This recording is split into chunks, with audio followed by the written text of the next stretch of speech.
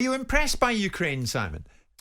Yes, I was, actually. There you go. Very much so. Very good first goal. Do you see what I did there? You did. It was a real clever bait and switch. I never saw it coming. That's what I love about you, Scots. You sneak past us every now and again. Not often, I might add. More important than anything, how are you feeling this morning? I'm a little bit fragile, but I'm okay. I'm pleased to be here. Disappointed that Trevor's not here because I was so looking forward to Trevor waxing lyrical about how world-class Raheem Sterling is. Yes. But unfortunately, our friend Trevor's sick today. Oh, is he sick today? Yes. It hadn't even come to my notice. I just thought it was you and me anyway. Yeah. And you and me will do me, as far as I'm concerned. That's fine with me too. What did you think of last night? I know you and I were texting during it, Yeah. but now that the dust is settled, what are your thoughts? We're going to hear from Jamie Carragher. We're going to hear from the wonderful George Cohen. What were your thoughts? Look, I mean, if you look at the fact that the object of the aim was to get past the Germans, and we spoke about it yesterday, and we spoke about the nature of the performance as almost academic, it was about getting past the Germans. I think if you look at the style of football and you compare it to the Croatia-Spain game and you compare it to the Swiss-France game, they were poles apart in terms of entertainment value. If you look at the composure and the game management of England at times, you have to give them immense credit. If you look at the fact they've gone through 4 games and haven't conceded a goal, you give them immense credit. If you look at the opposition and you really analyse it, the Germans weren't a great side, and we did what we should have done and what I expected us to do, which was to beat them. But that doesn't mean that England shouldn't be given immense credit for overcoming the psychological barrier of beating the Germans rather than the real barrier. There are 3 things in life and business and sport that make you successful: skill, opportunity and luck. Right? Opportunity England have now to win this tournament. Skill they apparently have in that team and at the management level, and luck. And I think sometimes luck is a huge commodity. And if you look at that German opportunity that Muller had, 9 times out of 10 a German scores a goal against England in that situation. And you ride your luck and you earn the right to have that luck.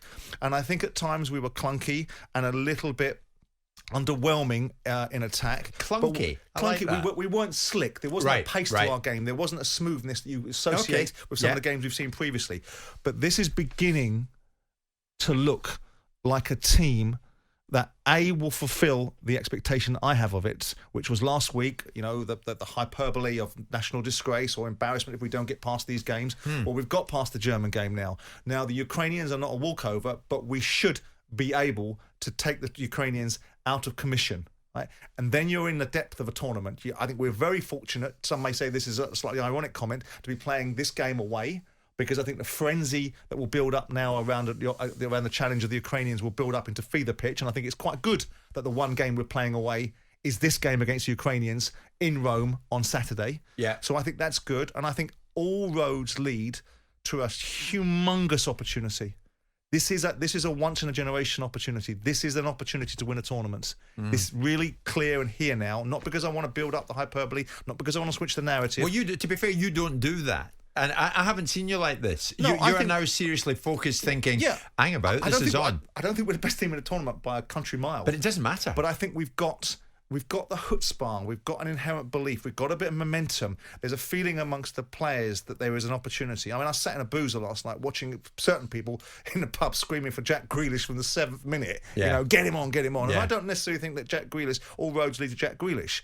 But I was pleased for certain players.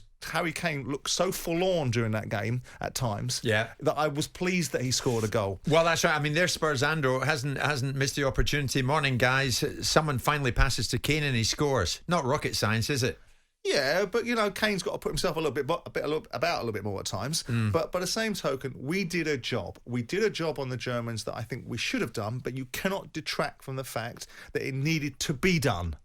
And they went and did a job. And that was all you can say. But they step up to the plate, some of them, Simon, when they have to. Yep. Raheem Sterling. Yeah. Raheem, if you're anywhere near a radio, if you're in a car and you're listening to us, congratulations. Because if anyone doubted him, they damn well shouldn't now. Yeah, I mean, this boy's got it. Yeah, I mean, look, I have to He's a big occasion guy. Yeah, and he's scoring goals, and that's the end product in every single game. And you have to suggest that without goals, it doesn't matter how much you do off the ball. I'm going to be facetious and say the best ball he passed all game was to Muller.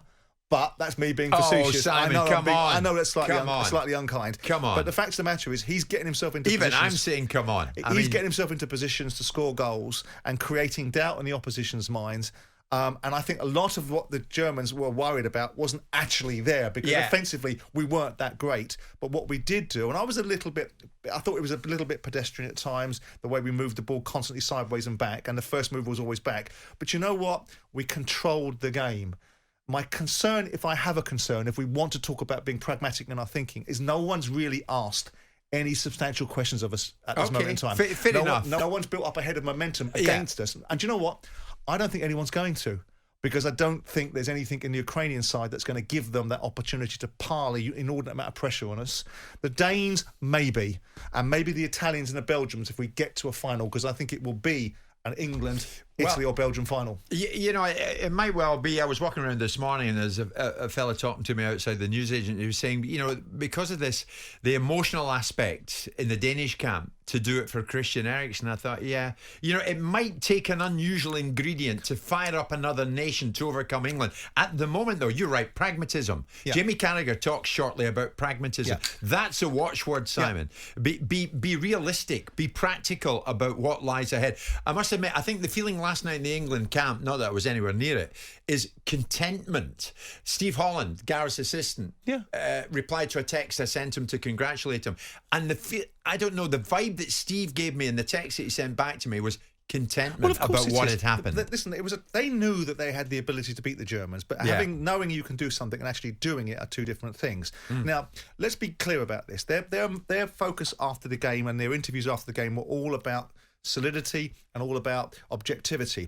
A good fight is not one you put up, it's one you win. Yes. Right? And winning this tournament or being close to winning it is what their objective is. So we've gotten past the Germans. We now have a draw, which is the draw from heaven. We've avoided the Italians and the Belgians and the Spanish and the Portuguese. If we were told that we were going to play a big on paper side in the round of 16 and we were given a list of the Belgians, the Italians, the Germans, the Portuguese or the Spanish, who would we have chosen? We would have chosen on form the Germans. So some part of the components that are falling into place for the four-leaf clover boy, Southgate, are luck. Well, but as many people say, you make your own luck. You make your own luck.